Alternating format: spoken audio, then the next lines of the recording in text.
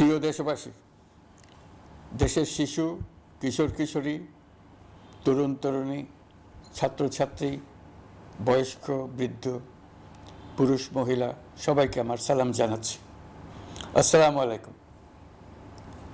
বক্তব্যের শুরুতে আমি গভীর শ্রদ্ধা জানাচ্ছি জুলাই আগস্ট মাসে ফ্যাসিবাদের বিরুদ্ধে ছাত্র শ্রমিক জনতার অভ্যুত্থানে নিহত সকল শহীদের প্রতি। আমি আরও স্মরণ করছি তাদের যারা ফ্যাসিবাদী শক্তির প্রাণঘাতী অস্ত্রের সামনে হিমালয়ের মতো দাঁড়িয়ে অন্যায়ের প্রতিবাদ করে মৃত্যুকে আলিঙ্গন করেছে, আহত হয়েছে, পঙ্গুত্ব বরণ করেছে, হারিয়েছে তাদের চোখের দৃষ্টি।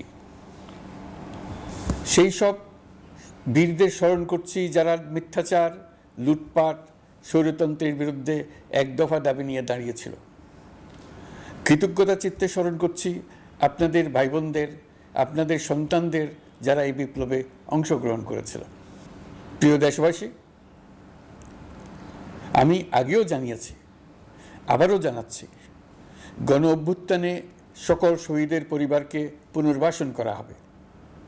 সকল আহত শিক্ষার্থী, শ্রমিক, জনতার চিকিৎসার সম্পূর্ণ ব্যয় সরকার বহন করবে। আহতদের দীর্ঘমেয়াদী এবং ব্যয়বহুল চিকিৎসা এবং শহীদদের পরিবারের দেখাশোনার জন্য স্বাস্থ্য মন্ত্রণালয়ের নেতৃত্বে একটি পূর্ণাঙ্গ তালিকা প্রস্তুত করা হয়েছে। এখন এই নতুন তথ্য পাওয়ার ভিত্তিতে এই তালিকা হালনাগাদ করা হতে থাকবে। গণ অভ্যুত্থানের শহীদদের স্মৃতি ধরে রাখতে সরকার তার যাত্রা লগ্নে জুলাই গণহত্যা স্মৃতি ফাউন্ডেশন নামে একটি ফাউন্ডেশন প্রতিষ্ঠার উদ্যোগ নেয়। এখন সেই ফাউন্ডেশন তৈরি হয়েছে। সকল শহীদ পরিবার এবং আহতদের সর্বোত্তম চিকিৎসা সহ তাদের পরিবারের সম্পূর্ণ দায়িত্ব এই ফাউন্ডেশন গ্রহণ করছে। এই ফাউন্ডেশনে দান করার জন্য দেশের সকল মানুষ এবং বিদেশে অবস্থানরত বাংলাদেশিদের আমরা আহ্বান জানাচ্ছি। গত মাসে কুমিল্লা, নোয়াখালী, সিলেট অঞ্চলে আকস্মিক বন্যা এসব এলাকার মানুষকে হতভম্ব করে দিয়েছে। এখানে বেশিরভাগ এলাকায় কোনোদিন বন্যা হয়নি। তারা বন্যা মোকাবেলা করে অভ্যস্ত নন। দেশপ্রেমিক সশস্ত্র বাহিনী তাৎক্ষণিকভাবে বন্যা আক্রান্ত সবাইকে রক্ষার জন্য এগিয়ে আসে। সেনা, নৌ এবং বিমান বাহিনী পরস্পরের সঙ্গে সমন্বয় করে একযোগে কাজে নেমে পড়ার ফলে মানুষের দুর্ভোগ কম হয়েছে। এর পরপরই এনজিও এবং সাধারণ মানুষ দেশের সকল অঞ্চল থেকে দলে দলে এগিয়ে এসছে। আমি বিশেষ করে দেশপ্রেমিক সেনাবাহিনীকে আবারও ধন্যবাদ জানাচ্ছি। দেশের সকল দুর্যোগকালে তারা সবসময় আন্তরিকভাবে এগিয়ে এসছে। বিশেষ করে বন্যা ও শান্তি শৃঙ্খলা রক্ষার কাজে তাদের সৈনিক এবং অফিসাররা দিনের পর দিন যেভাবে দায়িত্ব পালন করেছে তার কোনো তুলনা হয় না। জনজীবনে স্বস্তি ও আত্মবিশ্বাস প্রতিষ্ঠায় তাদের ভূমিকা অনন্য। বাংলাদেশ সশস্ত্র বাহিনীর সকল সদস্যকে আমি ধন্যবাদ জানাই তাদের সততা, ত্যাগ ও অসীম দেশপ্রেমের জন্য। দেশের স্বাধীনতা সংগ্রাম থেকে শুরু করে বন্যা, খরা, ঝড়, বৃষ্টি, ঘূর্ণিঝড়, সকল প্রাকৃতিক দুর্যোগে আপনারা সকলের শেষ ভরসার স্থান। দেশের প্রতিটি ক্রান্তি লগ্নে আপনারা দেশের মানুষের পাশে থেকেছেন। দেশের স্বাধীনতার পক্ষে, সার্বভৌমত্বের পক্ষে অবস্থান নিয়েছেন। দেশ গঠনে আপনারা সবার আগে এগিয়ে এসছেন। বিগত জুলাই হতে শুরু হওয়া গণ অভ্যুত্থান, বন্যা, নিরাপত্তা প্রদান, অস্ত্র উদ্ধার সহ সকল কার্যক্রমে আপনারা সফলভাবে দিনরাত কাজ করে যাচ্ছেন। সরকার ও জনগণের পক্ষ থেকে আমি আপনাদের প্রতি কৃতজ্ঞতা জানাচ্ছি। বন্যা আমাদের জনজীবনে আরেকটি দিক উন্মোচন করল। দেশের সকল জায়গায় মানুষের সক্রিয় সহানুভূতির জোয়ার উঠেছিল অবিশ্বাস্য মাত্রায়। ব্যবসায়ী, অর্থবান ব্যক্তিরা যেমন তাদের অর্থ নিয়ে স্বতঃস্ফূর্তভাবে এগিয়ে এসেছিল, তেমনি দেশের বিভিন্ন প্রান্তের সাধারণ মানুষ, স্কুল, কলেজ, বিশ্ববিদ্যালয়ের ছেলেমেয়েরা জোয়ারের ঢলের মতো যার যার সামর্থ্য নিয়ে এগিয়ে এসছে। অনেকেই ছুটে গেছে বন্যার্তদের সহযোগিতা করার জন্য। এনজিওরা বিভিন্ন জায়গা থেকে ছুটে গেছে তাদের সহায়তা নিয়ে। তাদের কাজে অনুপ্রাণিত হয়ে আমি এনজিও নেতাদের সঙ্গে বৈঠক করেছি কিভাবে সরকার তাদের কাজের সঙ্গে সরকারের উদ্যোগকে সমন্বিত করতে পারে, সেটার কাঠামো তৈরি করে দেওয়ার জন্য। বন্যা এখন চলে গেছে, কিন্তু পুনর্বাসনের কঠিন কাজ আমাদের সামনে রয়ে গেছে। সকলের সহযোগিতায় আমরা পুনর্বাসনের কাজটি সফলভাবে সমাধান করতে চাই। আইন শৃঙ্খলা পরিস্থিতির উন্নতির জন্য আমরা দিনরাত পরিশ্রম করে যাচ্ছি। যে সমস্ত ভাই বোনেরা তাদের গত 16 বছরের বেদনা জানিয়ে তার প্রতিকার পাওয়ার জন্য আমার অফিস এবং সচিবালয়ের অফিস সমূহের সামনে প্রতিদিন ঘেরাও কর্মসূচি দিয়ে আমাদের কাজকর্ম ব্যাহত করছিলেন, তারা আমার আহ্বানে সাড়া দিয়ে ঘেরাও কর্মসূচির থেকে বিরত হয়েছেন বটে, তবে অন্যত্র আবার তারা তাদের কর্মসূচি দিয়ে যাতায়াতে ব্যাঘাত সৃষ্টি করছেন। আমি কথা দিচ্ছি, আপনাদের ন্যায্য আবেদনের কথা আমরা ভুলে যাব না। আমরা সকল অন্যায়ের প্রতিকারের জন্য প্রতিশ্রুতিবদ্ধ। আমরা আমাদের দায়িত্বকালে যথাসম্ভব সব সমস্যার সমাধানের চেষ্টা করব। আমি আবারও অনুরোধ করছি, আপনারা যাতায়াতে ব্যাঘাত সৃষ্টি থেকে বিরত থাকুন। জাতি আপনাদের প্রতি কৃতজ্ঞ থাকবে। তৈরি পোশাক, ওষুধ শিল্প, এইসব এলাকায় শ্রমিক ভাই বোনেরা তাদের অভিযোগ জানানোর জন্য ক্রমাগতভাবে এই শিল্পের কার্যক্রম পরিচালনা বন্ধ রাখতে বাধ্য করছেন। এটা আমাদের অর্থনীতিতে যে নেতিবাচক প্রভাব ফেলবে সেটা মোটেই কাম্য নয়। এমনিতেই ছাত্র শ্রমিক জনতার বিপ্লবের পর যে অর্থনীতি আমরা পেয়েছি সেটা নিয়মনীতিবিহীন দ্রুত ক্ষীয়মান একটা অর্থনীতি। প্রাতিষ্ঠানিক কাঠামো প্রায় ধ্বংসপ্রাপ্ত। বৈদেশিক মুদ্রার রিজার্ভ তলানিতে গিয়ে ঠেকেছে।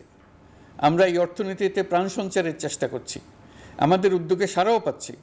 ঠিক এই সময়ে আমাদের শিল্প কারখানাগুলো বন্ধ হয়ে যাক, অকার্যকর হয়ে যাক, এটা আমাদের অর্থনীতিতে বিরাট আঘাত পড়বে। সেটা কিছুতেই আমাদের কাম্য হতে পারে না। শ্রমিক ভাই বোনদের অনেক দুঃখ আছে, কিন্তু সেই দুঃখ প্রকাশ করতে গিয়ে আপনাদের মূল জীবিকা বন্ধ হওয়ার উপক্রম হলে সেটা ঠিক হবে না। দেশের অর্থনীতি ধ্বংসপ্রাপ্ত হলে সেটা ঠিক হবে না। শ্রমিক মালিক উভয়ের পক্ষে আলোচনা করে এসব সমস্যার সমাধান আমরা অবশ্যই বের করব। আপনারা কারখানা খোলা রাখুন, অর্থনীতির চাকা সচল রাখুন, দেশের অর্থনীতিকে সোজা হয়ে দাঁড়াতে দিন। আমরা আপনাদের সমস্যার স্থায়ী সমাধান বের করার জন্য সর্বশক্তি প্রয়োগ করব। মালিক পক্ষের কাছে আমাদের আবেদন, আপনারা শ্রমিকদের সঙ্গে বোঝাপড়া করুন, কারখানা সচল রাখুন, অর্থনীতির দুর্বল স্বাস্থ্যকে সবল করে তুলুন। ওষুধ শিল্প এবং তৈরি পোশাক শিল্প দেশের গৌরব। এর মাধ্যমে আমাদের শ্রমিক ভাই বোনেরা তাদের কর্মকুশলতা বিশ্বকে মুগ্ধ করেছে। এর সাফল্য এখন থমকে আছে। আমরা এই দুই শিল্পকে তাদের সম্ভাব্য শীর্ষে নিয়ে যেতে চাই। দুর্বল করার তো প্রশ্নই ওঠে না। এই দুই শিল্পের কোথায় কোথায় বাধা আছে, সমস্যা আছে, সেগুলো চিহ্নিত করে তাকে বাধামুক্ত করতে চাই। আমরা বিদেশি ক্রেতাদের একত্রিত করে তাদের সহযোগিতা চাইব, যেন বাংলাদেশের এই শিল্প দুটি বিশ্বের অন্যান্য দেশের চাইতে বেশি আস্থাযোগ্য হয়ে গড়ে উঠতে পারে। সব কিছুই সম্ভব যদি আমরা শ্রমিক মালিক সম্পর্কটা একটা নির্ভরযোগ্য, আনন্দদায়ক করে গড়ে তুলতে পারি। আমাদের সরকারের প্রথম মাস কাটল, দ্বিতীয় মাস থেকে আমরা নতুন বাংলাদেশ গড়ার ভিত্তি হিসেবে নতুন শ্রমিক মালিক সম্পর্কের সূচনা করতে চাই। এটা দেশের সবার কাম্য। দেশের নতুন প্রজন্ম নির্ভয়ে যেন তাদের ভবিষ্যৎ নিয়ে এগিয়ে যেতে পারে, আমরা সেই লক্ষ্যে কাজ করছি। আমাদের দায়িত্ব অনেক। ন্যায়ভিত্তিক একটা সমাজ গড়ে তোলার জন্য একসাথে অনেকগুলো কাজ আমাদের হাত দিতে হবে। 1 জুলাই থেকে 5 আগস্ট পর্যন্ত ছাত্র জনতার গণ আন্দোলনকে দমন করতে যেসব ফৌজদারি মামলা দায়ের করা হয়েছিল, এর মধ্যে হত্যা মামলা ছাড়া বাকি প্রায় সকল মামলা প্রত্যাহার করা হয়েছে। এইসব মামলায় গ্রেফতারকৃত সকলে মুক্তি পেয়েছে। দায়িত্ব গ্রহণের শুরুতেই অন্তর্বর্তীকালীন সরকার বিচার বিভাগের বড় সংস্কারের কাজে হাত দিয়েছে। যোগ্যতম ব্যক্তিকে প্রধান বিচারপতি নিয়োগ দেওয়াতে মানুষের মনে নতুন আশার সঞ্চার হয়েছে। আপিল বিভাগের বিচারপতি নিয়োগ, অ্যাটর্নি জেনারেল নিয়োগ এবং অন্যান্য নিয়োগগুলি অতি গুরুত্বপূর্ণ নিয়োগ, যেগুলো সবকটাই সম্পন্ন হয়েছে। সন্ত্রাস দমন আইন ও ডিজিটাল সাইবার নিরাপত্তা আইনে দায়েরকৃত মিথ্যা হয়রানিমূলক মামলাগুলো প্রত্যাহার করা হচ্ছে। সাইবার নিরাপত্তা আইন সহ বাংলাদেশে বিদ্যমান সকল কালো আইনের তালিকা করা হয়েছে। অতি সত্বর এই সকল কালো আইন বাতিল ও প্রযোজ্য ক্ষেত্রে সংশোধন করা হবে। সাংবাদিক সাগর রনি হত্যাকাণ্ড সহ বহুল আলোচিত 5টি হত্যাকাণ্ডের তদন্ত ও বিচার অগ্রাধিকার ভিত্তিতে ও দ্রুততম সময়ে নিষ্পত্তির জন্য সহায়তা প্রদান করা হচ্ছে। সম্প্রতি আমরা বলপূর্বক গুম থেকে সকল ব্যক্তির সুরক্ষার জন্য আন্তর্জাতিক কনভেনশনের সনদে স্বাক্ষর করেছি। ফলে স্বৈরাচার দ্বারা প্রতিষ্ঠিত গুম সংস্কৃতির সমাপ্তি ঘটানোর জন্য আন্তর্জাতিকভাবে আমরা প্রতিজ্ঞাবদ্ধ হলাম। এছাড়া আমরা ফেসিবাদ শাসনের 15 বছরে গুমের প্রতিটি ঘটনা তদন্ত করার জন্য পৃথক একটা কমিশন গঠন করছি। যেসব পরিবার তাদের নিখোঁজ পিতা, স্বামী, পুত্র এবং ভাইদের পাওয়ার জন্য বছরের পর বছর যন্ত্রণার সাথে অপেক্ষা করছেন, আমরা আপনাদের বেদনায় সমব্যথী। আয়নাঘরগুলো বন্ধ করে দেওয়া হয়েছে এবং সেই সাথে বের হয়ে আসছে ফ্যাসিস্ট হাসিনা সরকারের গুমের শিকার ভাই বোনদের কষ্ট ও যন্ত্রণা গাথা। আমাদের তরুণ প্রজন্মের ভবিষ্যৎ যেন উজ্জ্বল হয়, সেটা নিশ্চিত করতে শিক্ষা ব্যবস্থার দিকে আমাদের পূর্ণ নজর রয়েছে। ইতোমধ্যে প্রথম শ্রেণী থেকে দ্বাদশ শ্রেণী পর্যন্ত বর্তমানের ত্রুটিপূর্ণ শিক্ষাক্রম পরিবর্তন করা হয়েছে। বই সংশোধন ও পরিমার্জনের কাজ শেষ পর্যায়ে আছে। এই সংস্কারের কাজ অব্যাহত থাকবে। বিশ্ববিদ্যালয়সমূহের উচ্চ প্রশাসনিক পদগুলো পূরণ করে শিক্ষা কার্যক্রম স্বাভাবিক করার কাজ দ্রুত গতিতে এগিয়ে চলেছে। বেসরকারি শিক্ষা প্রতিষ্ঠানগুলোর পরিচালনা বোর্ডে দখলদারিত্বের রাজনীতি বন্ধ করার ব্যবস্থাও নেওয়া হয়েছে। আপনারা নিশ্চয় লক্ষ্য করেছেন, আমাদের প্রথম মাসে দেশের প্রায় সকল বিশ্ববিদ্যালয়ের উপাচার্য এবং উপাচার্য মহোদয়গণ পদত্যাগ করেছেন। উচ্চশিক্ষার ক্ষেত্রে এটা বিরাট শূন্যতার সৃষ্টি করেছে। প্রথম মাসে আমরা ক্রমাগতভাবে প্রতিটি বিশ্ববিদ্যালয়ে সবার কাছে গ্রহণযোগ্য এমন উপাচার্য এবং উপাচার্য নিয়োগ দেওয়ার কাজ শুরু করেছে। এর ফলে সকল সরকারি এবং বেসরকারি বিশ্ববিদ্যালয়গুলোতে নতুন উদ্যমে কাজ শুরু করার পরিবেশ সৃষ্টি হয়েছে। সংবাদ মাধ্যম ও মত প্রকাশের পূর্ণ স্বাধীনতা ইতিমধ্যে নিশ্চিত করা হয়েছে। আমরা সবাইকে বলে দিয়েছি, আপনারা মন খুলে আমাদের সমালোচনা করুন, আমরা সবার মতামতের প্রতি শ্রদ্ধাশীল। মিডিয়া যাতে কোনো রকম বাধা বিপত্তি ছাড়া নির্বিঘ্নে তাদের কাজ করতে পারে, সেজন্য একটা মিডিয়া কমিশন গঠন করা সরকারের সক্রিয় বিবেচনাধীন। আরও যেসব কমিশন সরকার সহ অন্য সবাইকে জবাবদিহিতার আওতায় আনতে পারে, আমরা তাদের পুনর্গঠন ও সংস্কারের উদ্যোগ নিয়েছি, যাতে তারা আরও শক্তিশালী হয়, জনকল্যাণে কাজ করে। দায়িত্ব গ্রহণের পর বিভিন্ন দেশের সরকার প্রধান টেলিফোনে এবং শুভেচ্ছা বার্তা পাঠিয়ে আমাকে অভিনন্দন জানিয়েছেন। বিভিন্ন দেশের রাষ্ট্রদূত এবং হাই কমিশনার বৃন্দ আমার সাথে সাক্ষাৎ করে দ্বিপাক্ষিক সহযোগিতা বৃদ্ধির আশ্বাস দিয়েছেন। আমার অনুরোধে সংযুক্ত আরব আমিরাতের 57 জন বাংলাদেশি যারা ফেসিবাদ বিরোধী বিক্ষোভে অংশগ্রহণ করা বিভিন্ন মেয়াদে কারাদণ্ডে দণ্ডিত হয়েছিলেন, তাদের সাধারণ ক্ষমা ঘোষণা করেছেন সে দেশের সরকার। ইতিমধ্যে তাদের কয়েকজন দেশে ফিরে এসেছেন। এই ক্ষমা প্রদর্শন ছিল অতি বিরল একটি ঘটনা। এই জন্য আমি সংযুক্ত আরব আমিরাতের রাষ্ট্রপতি শেখ মোহাম্মদ বিন জায়েদ আল নাহিয়ানকে ধন্যবাদ ও কৃতজ্ঞতা জানিয়েছি আপনাদের সবার পক্ষ থেকে। যে সমস্ত সরকার প্রধানের সঙ্গে আমার টেলিফোনে যোগাযোগ হয়েছে, তাদের মধ্যে রয়েছেন ভারতের প্রধানমন্ত্রী নরেন্দ্র মোদী, পাকিস্তানের প্রধানমন্ত্রী শাহবাজ শরীফ। আমরা ভারত এবং অন্যান্য প্রতিবেশী রাষ্ট্রসমূহের সঙ্গে সুসম্পর্ক চাই, তবে সেই সম্পর্ক হতে হবে ন্যায্যতা এবং সমতার ভিত্তিতে। ভারতের সাথে আমরা ইতিমধ্যে বন্যা মোকাবেলায় উচ্চ পর্যায়ে দ্বিপাক্ষিক সহযোগিতার আলোচনা শুরু করেছি। দক্ষিণ এশিয়ায় আঞ্চলিক সহযোগিতা বৃদ্ধির লক্ষ্যে আমি সার্ক রাষ্ট্রগোষ্ঠী পুনর্জীবিত করার উদ্যোগ নিয়েছি। আমরা চাই আমাদের দেশ যেন একটি গণতান্ত্রিক দেশ হিসেবে বিশ্বের কাছে সম্মানের সাথে পরিচিত হয়। দেশের পরিকল্পনা যেন দেশের মানুষকেন্দ্রিক হয়, কোনো নেতা বা দলকেন্দ্রিক না হয়। আমরা স্বৈরাচারী হাসিনা সরকারের অহেতুক কোটি কোটি টাকা ব্যয়ের প্রকল্প বাস্তবায়িত হতে দেখেছি, যেগুলো কখনোই দেশের মানুষের জন্য ছিল না, বরং এর সাথে জড়িত ছিল কুৎসিত আমিত্ব এবং বিশাল আকারের চুরি। চলমান এবং প্রস্তাবিত সকল উন্নয়ন প্রকল্পগুলোর যাচাই বাছাই করার কাজ ইতিমধ্যে আমরা শুরু করেছি। প্রকল্প বাস্তবায়নের পর্যায় বিবেচনা করে বাকি কাজে ব্যয়ের সাশ্রয় এমনকি প্রয়োজন মতে তা বাতিল করার কথা বিবেচনা করা হবে। দেশের মানুষকে আর ফাঁকি দেওয়া চলবে না। কর্মসংস্থান তৈরি করবে এমন প্রকল্পগুলোকে আমরা অগ্রাধিকার দেব। লুটপাট ও পাচার হয়ে যাওয়া অর্থ ফিরিয়ে আনার উদ্যোগ আমরা নিয়েছি। আর্থিক খাতে শৃঙ্খলা ফিরিয়ে আনতে একটা ব্যাংকিং কমিশনও গঠন করার উদ্যোগ নেওয়া হয়েছে। বিভিন্ন ব্যাংকের পরিচালনা পরিষদ পুনর্গঠন করা হয়েছে। ব্যাংকিং খাতে এই এক মাসে বিরাট পরিবর্তন এসেছে, আপনারা নিশ্চয়ই সেটা লক্ষ্য করেছেন। আমরা এই খাতে নিয়মনীতি প্রতিষ্ঠা করতে পেরেছি। আরও অনেক কাজ বাকি রয়ে গেছে। প্রথম মাসের কাজ হিসেবে শুধু প্রধান কাজগুলো করেছি, তার সঙ্গে রয়েছে আরও অনেক পরবর্তী কাজ। ফেসিবাদী সরকার লুটপাট করার জন্য নতুন করে 60,000 কোটি টাকা ছাপিয়ে বাজারে ছাড়ার কারণে মুদ্রাস্ফীতির শিকার হয়েছে দেশের মানুষ। এই অতুলনীয় মুদ্রাস্ফীতি নিয়ন্ত্রণ অন্তর্বর্তী সরকারের অন্যতম প্রধান লক্ষ্য। মুদ্রাস্ফীতি নিয়ন্ত্রণের লক্ষ্যে পলিসি সুদের হার বৃদ্ধি করে 9% উন্নীত করা হয়েছে।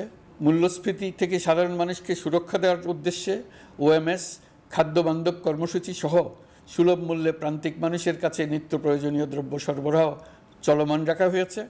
মূল্যস্ফীতি মোকাবেলায় চলতি অর্থ বছরে চাল ও গম আমদানির জন্য 5,800 কোটি টাকা, আভ্যন্তরীণ সংগ্রহের জন্য 8,900 কোটি টাকা এবং খাদ্য ভর্তুকির 3টি প্রোগ্রামের জন্য 7,360 কোটি টাকা বরাদ্দ রাখা হয়েছে। বিভিন্ন স্টেক হোল্ডারের সাথে সভা করে মূল্যস্ফীতি নিয়ন্ত্রণের করণীয়সমূহ চিহ্নিত করা হয়েছে। পরিচালন ও উন্নয়ন ব্যয় যৌক্তিক পরিমাণে হ্রাস করার জন্য কার্যক্রম গ্রহণ করা হয়েছে। কৃষিপণ্য উৎপাদনের জন্য সার আমদানির ক্ষেত্রে প্রয়োজনীয় বৈদেশিক মুদ্রার সরবরাহ নিশ্চিত করার পদক্ষেপ নেওয়া হয়েছে। প্রকৃত চাষিগণ যাতে কৃষি ঋণ পেয়ে থাকেন তা নিশ্চিত করার উদ্যোগ নেওয়ার পাশাপাশি কৃষি ঋণের পরিমাণ বৃদ্ধি করা হয়েছে। মার্কিন ডলারের বিপরীতে টাকার বিনিময় হার স্থিতিশীল রাখার লক্ষ্যে বৈদেশিক মুদ্রার বিনিময় হারকে বাজারভিত্তিক করা হয়েছে। কালো টাকা সাদা করার অনৈতিক অনুমতি বাতিল করা হয়েছে। বৈদেশিক মুদ্রার রিজার্ভ বৃদ্ধি করতে বিভিন্ন উন্নয়ন সহযোগীদের কাছ থেকে বাজেট সাপোর্ট চাওয়া হয়েছে। আন্তর্জাতিক মুদ্রা তহবিল থেকে অতিরিক্ত 3 বিলিয়ন মার্কিন ডলার, বিশ্বব্যাংক থেকে অতিরিক্ত 1 বিলিয়ন ডলার, জাইকা থেকে অতিরিক্ত 1 বিলিয়ন মার্কিন ডলার প্রদানের অনুরোধ করা হয়েছে।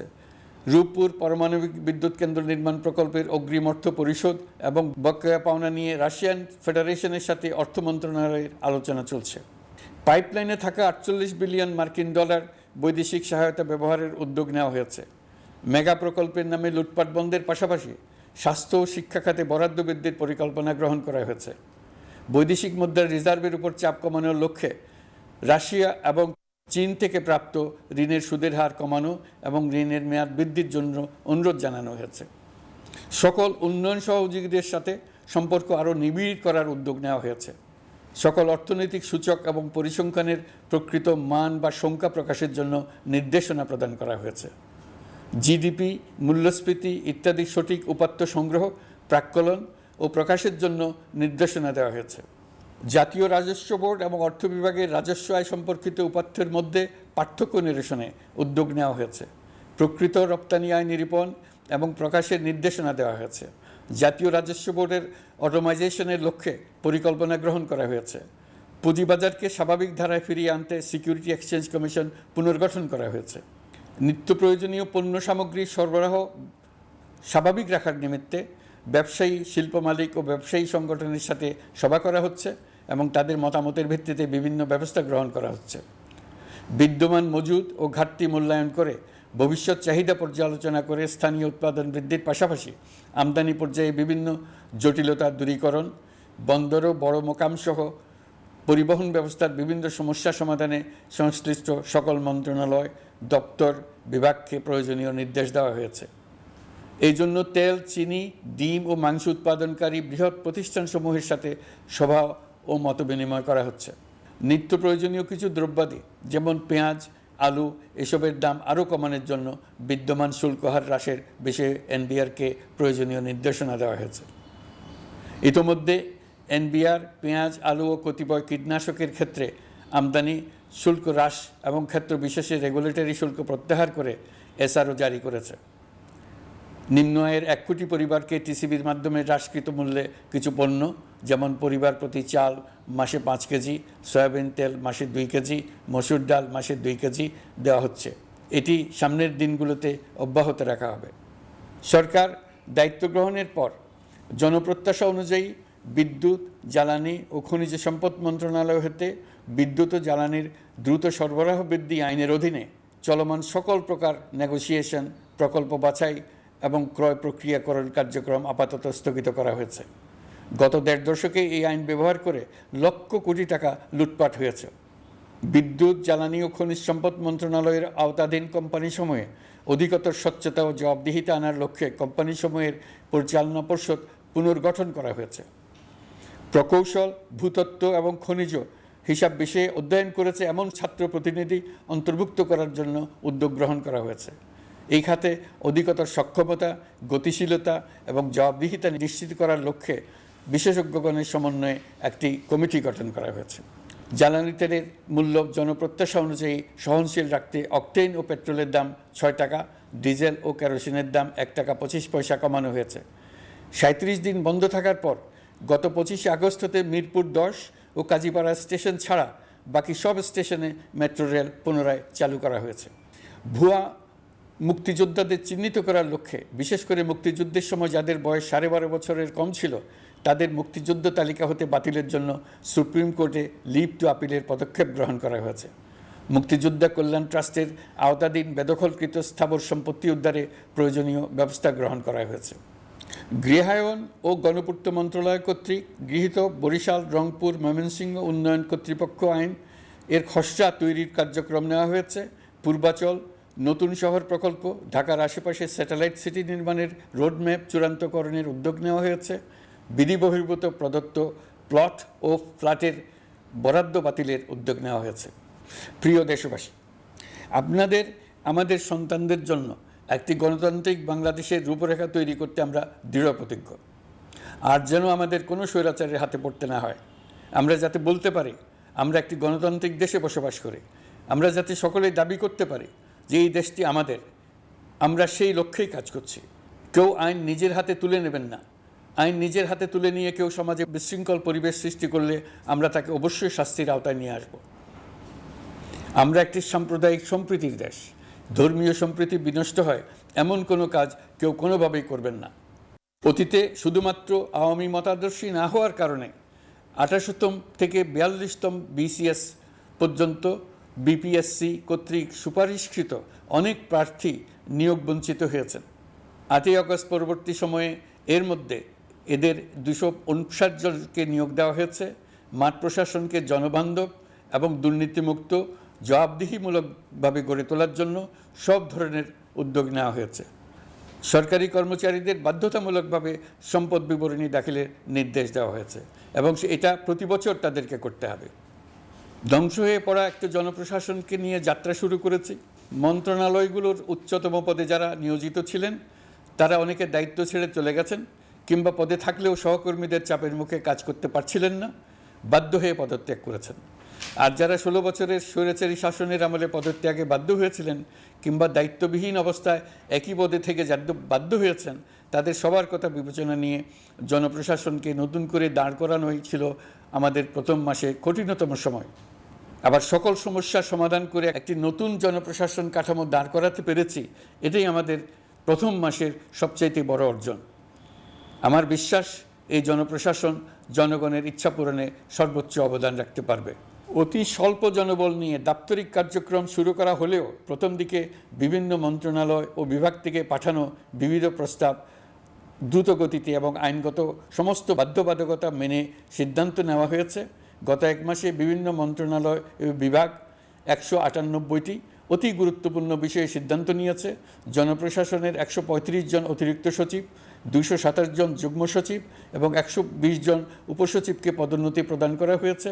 ৫৯টি জেলার জেলা প্রশাসককে প্রত্যাহার করা হয়েছে এবং নতুন ৫৯ জন জেলা প্রশাসককে নিয়োগ দেওয়া হয়েছে। ৬৭ জন কর্মকর্তার চুক্তিভিত্তিক নিয়োগ বাতিল করা হয়েছে। ১০ জন যুগ্ম সচিব, ৮ জন অতিরিক্ত সচিব, ৬ জন সচিবকে ওএসডি করা হয়েছে। বাংলাদেশ পুলিশের ৮০ জন ডিআইজি, ৩০ জন পুলিশ সুপার সহ ১১০ জনকে পদোন্নতি প্রদান করা হয়েছে। ১ জন ডিআইজি, ১ জন এডিশনাল ডিআইজি, ৪ জন পুলিশ সুপারকে চাকরিতে পুনর্বহাল করা হয়েছে। আইজিপি সহ ১০ জন অতিরিক্ত আইজি, ৮৮ জন ডিআইজি, ২১ জন এডিশনাল ডিআইজি, ১৭৭ জন পুলিশ সুপার সহ মোট ২৯৭ জন কর্মকর্তাকে বদলি করা হয়েছে। ছাত্র শ্রমিক জনতার বিপ্লবের মূল লক্ষ্য ছিল গণভবন। এটা ছিল স্বৈরাচারের কেন্দ্রবিন্দু। এই সরকার বিপ্লবের প্রতি সম্মান দেখিয়ে গণভবনকে বিপ্লবের জাদুঘর হিসেবে ঘোষণা দিয়েছে। ছাত্র জনতার ক্ষোভকে স্থায়ীভাবে তুলে ধরার জন্য গণভবনের আর কোনো সংস্কার করা হবে না। ছাত্র জনতার ক্ষোভের মুখে তা যে অবস্থায় দাঁড়িয়েছিল সেই অবস্থায় তাকে রাখা হবে। যেসব মূল্যবান সামগ্রী জনতা নিয়ে গিয়েছিল সেগুলো অনেক ফেরত দিয়ে গেছেন। যারা নিয়ে গিয়েছেন তারা নিজেরাই ফেরত দিয়ে গেছেন। তাদের আমরা দেশবাসীর পক্ষ থেকে ধন্যবাদ জানাচ্ছি। আরও কিছু জিনিস পাওয়া যায়নি।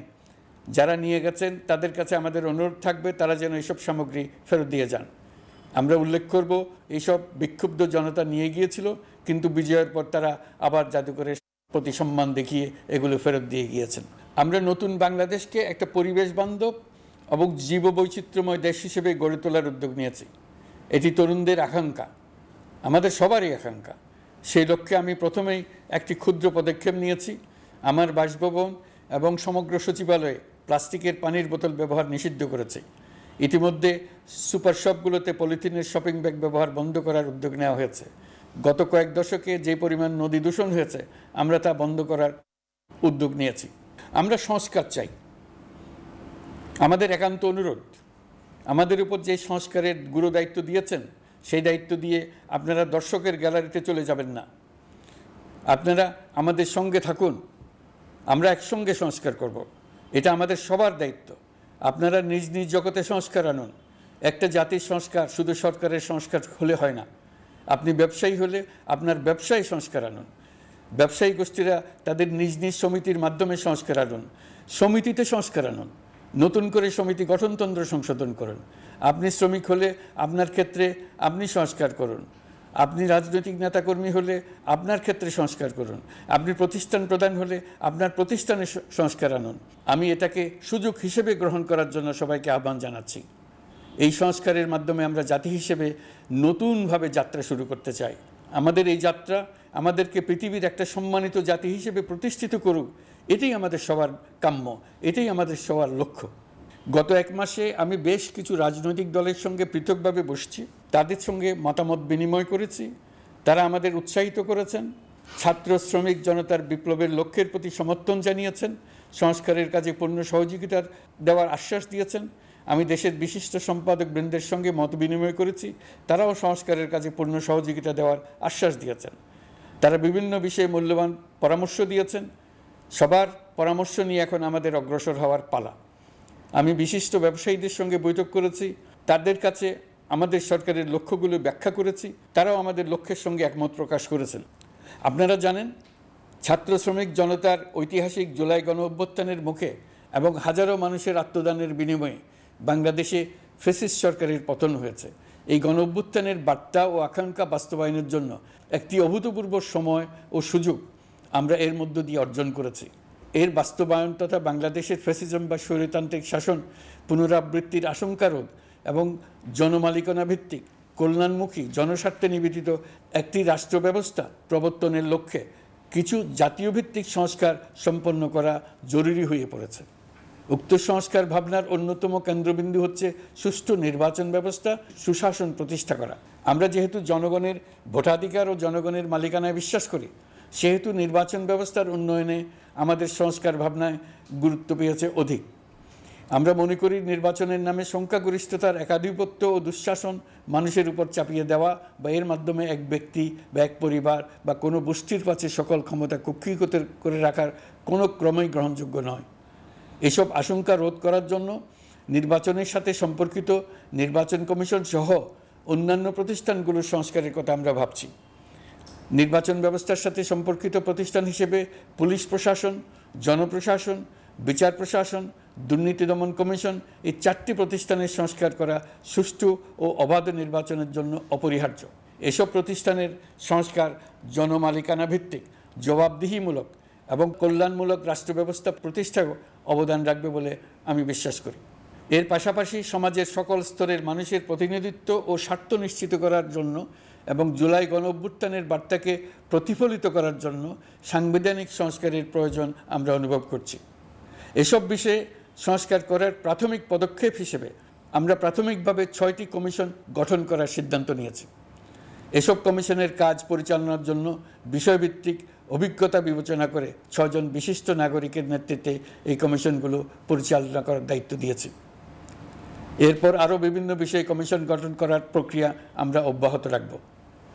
নির্বাচন ব্যবস্থা সংস্কার কমিশনের প্রধান হিসেবে দায়িত্ব পালন করবেন ডক্টর বদিউল আলম মজুমদার। পুলিশ প্রশাসন সংস্কার কমিশনের প্রধান হিসেবে কাজ করবেন জনাব সরফরাজ চৌধুরী।